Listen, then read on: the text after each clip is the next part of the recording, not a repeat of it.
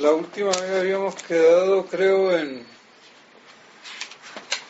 el artículo 3 de la cuestión 10 sobre la eternidad de Dios. Habíamos visto en el artículo 1 si puede definirse la eternidad por la posesión toda junta y perfecta de la vida interminable. Y en el artículo 2 si Dios es eterno.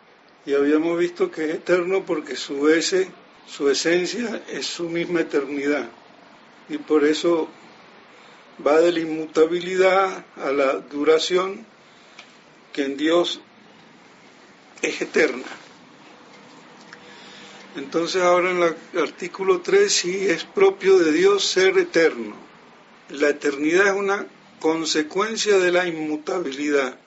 Siendo el único inmutable, es el único eterno.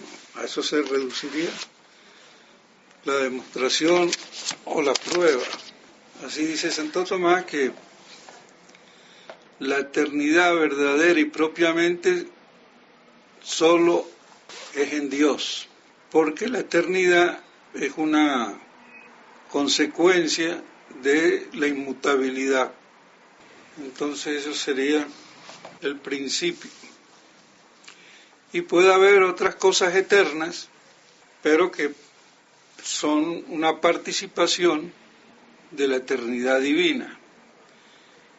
Y es así que por eso dice que el fuego del infierno se dice eterno por su inmutabilidad, pero evidentemente no es la eternidad por esencia, sino en ese caso participada. Y también la famosa discusión si el mundo es eterno o creado desde toda eternidad o creado con un principio en el tiempo. Y Santo Tomás dice que eso es por revelación, que se puede saber únicamente porque no repugna a que haya una creación más eterna desde toda eternidad. Pero se sabe que la creación no es ab eterno por revelación, pero no es contradictorio pensar en una creación desde toda eternidad, porque aún así sería por participación. Y esto sirve para ver por qué él habla de la eternidad por participación y da ese ejemplo del fuego eterno del infierno, porque lo importante es que lo eterno por su esencia es justamente lo que caracteriza a Dios. En cambio, otra cosa que fuese eterna por creación no sería por su esencia eterna. En el artículo 4, si la eternidad difiere del tiempo, y evidentemente no, la eternidad es toda al mismo tiempo, y el tiempo, sin embargo, hay un antes y un después. Luego la eternidad y el tiempo no son iguales. En el tiempo hay sucesión. En la eternidad por eso no hay sucesión, por eso es tota simul, o sea, toda simultáneamente. Es manifiesto que el tiempo y la eternidad no son iguales. La eternidad carece de principio y de fin. El tiempo, al contrario, tiene principio y tiene fin. Pero esto es una diferencia accidental y no per se, porque si se da que el tiempo siempre fuera y siempre sea futuro, como podría ser un tiempo sempiterno, permanecería siempre la diferencia entre eternidad y tiempo. Por eso es que para Santo Tomás es posible una creación ab eterno, pero no lo es. La revelación nos lo dice, que tiene un principio, luego ahí comienza el tiempo, pero no es absurdo pensar que puede haber una creación eterna, y sin embargo no sería eterno por su esencia. por su naturaleza. Y aunque hubiera un tiempo sempiterno, la diferencia siempre quedaría establecida entre lo eterno y el tiempo. Y eso porque la eternidad es tota simul, toda simultánea, lo que no conviene al tiempo, porque la eternidad es la medida, y esto es lo importante, la medida del ser, ese permanente. El tiempo es la medida del movimiento. Esto es digamos, la síntesis. La eternidad es la medida del ser permanente. En cambio, el tiempo es la medida del movimiento. En el ser permanente no hay movimiento, por eso es eterno.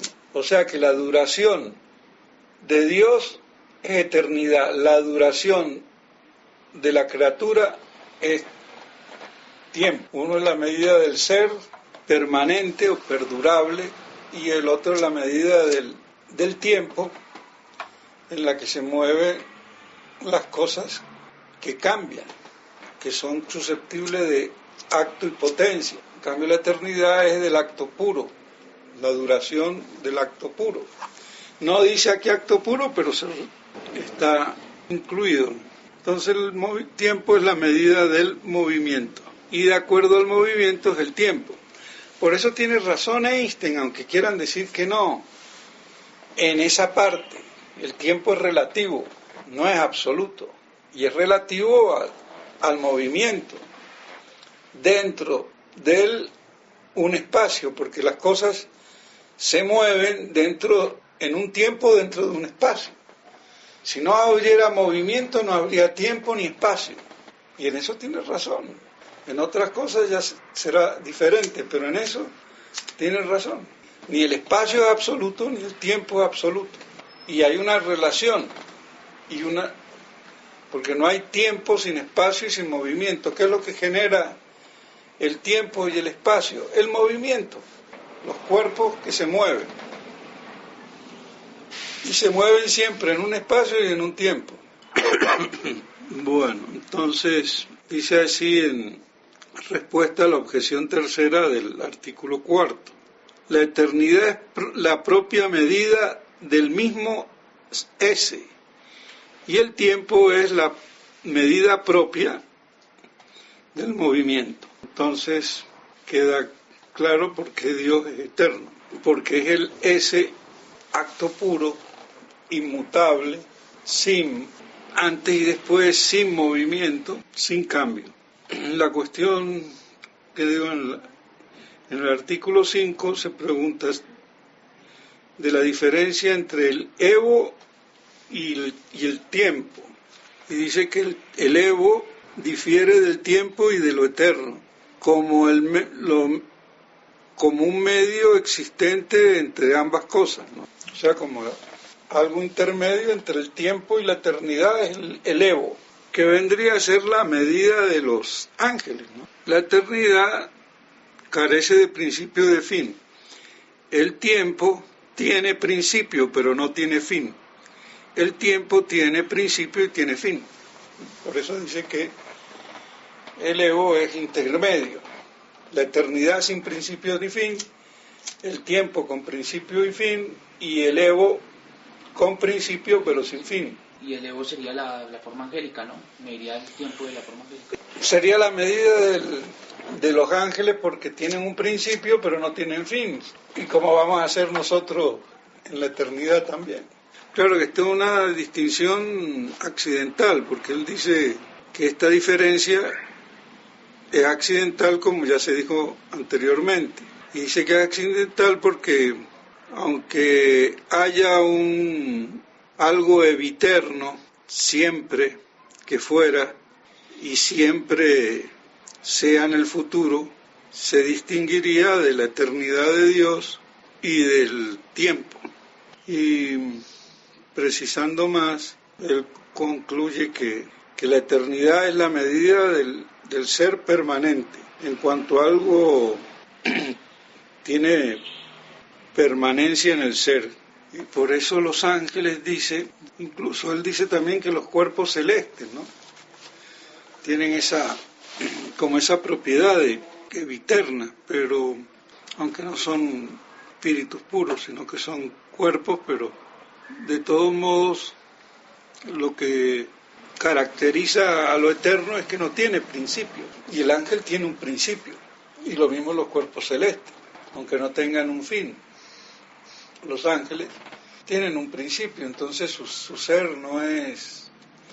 Y después también no poseen todo simultáneamente, porque el ángel tiene operaciones por las que se realiza y actualiza, aunque después queden fijadas para toda la eternidad, pero hay un movimiento del acto a la potencia, aunque ese movimiento no es corporal, pero es intelectual.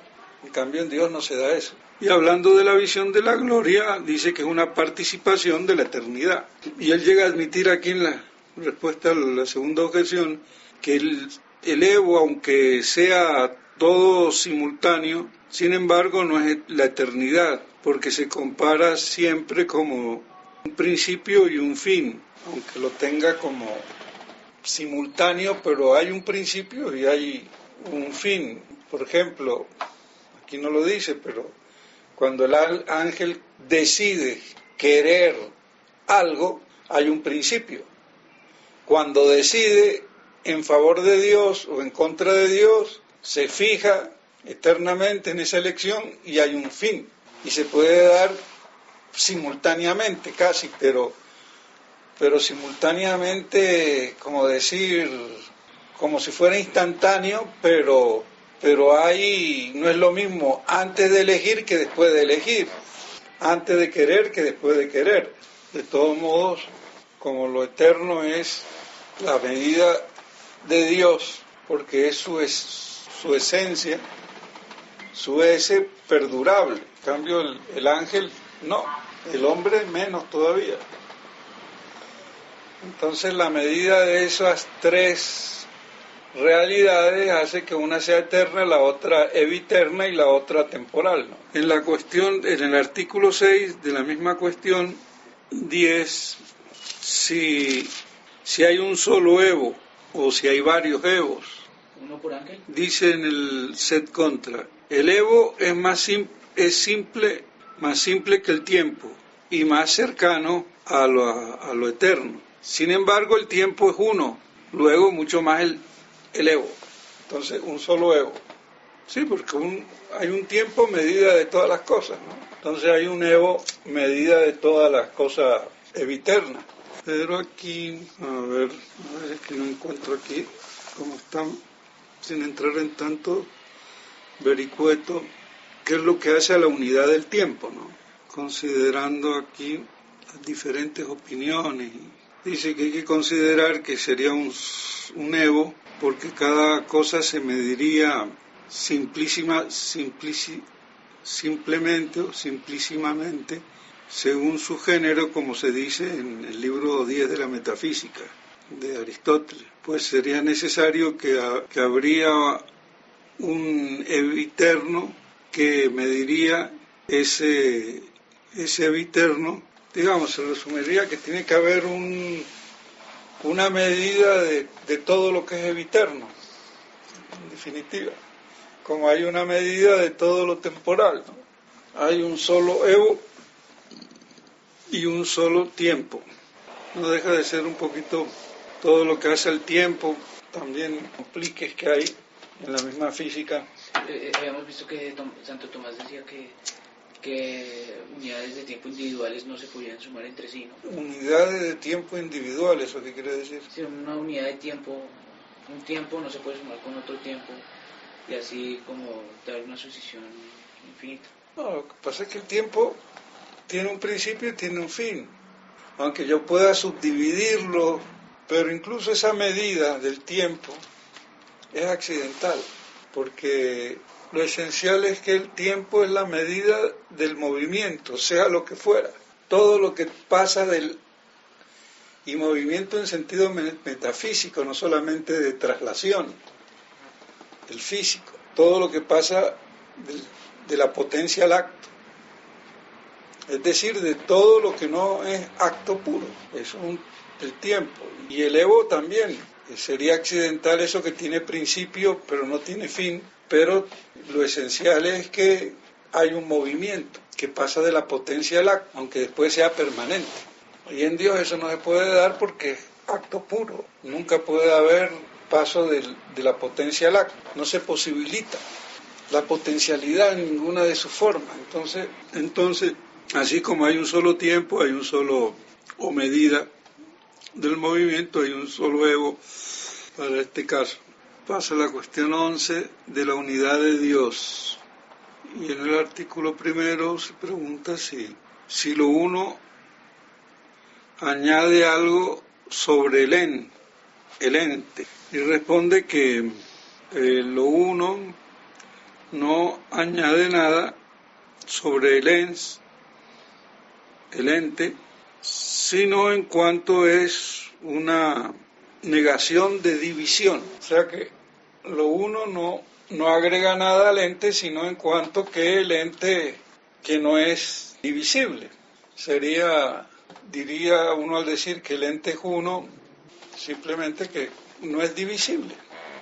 Por eso, en los trascendentales del ser, del ente, que es uno de manera negativa porque no tiene división, que es bueno, que es algo, entonces no añaden nada al ente, sino que son aspectos del ente bajo cierta óptica. Si yo lo miro sobre la óptica de la indivisibilidad, es uno.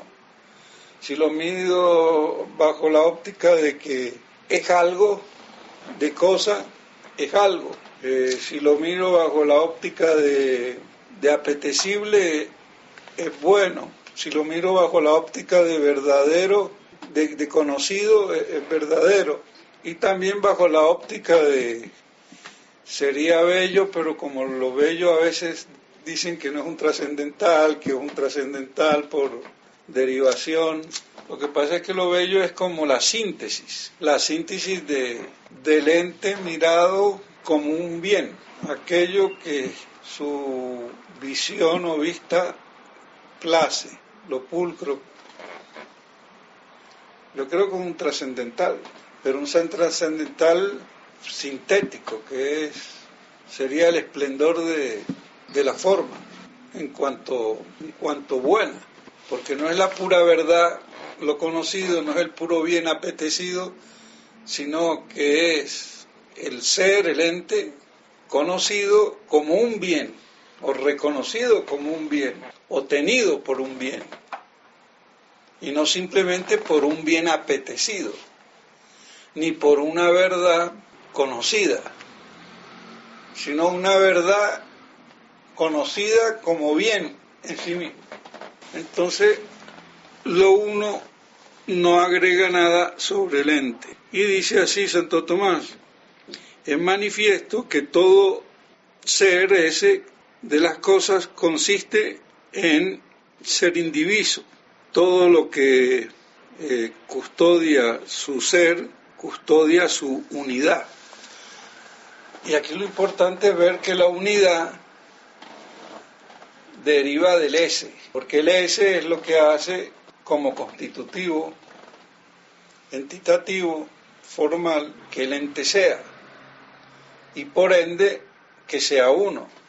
Por eso la unidad depende del ese. Entonces la unidad incluso no es ni la unidad matemática, es la unidad metafísica, porque la unidad matemática es cantidad, cuantitativo, y por ende divisible y multiplicable, pero la cantidad, la unidad metafísica, que está por encima de la unidad numérica o matemática, dada por lo que constituye el ente, que es el ese.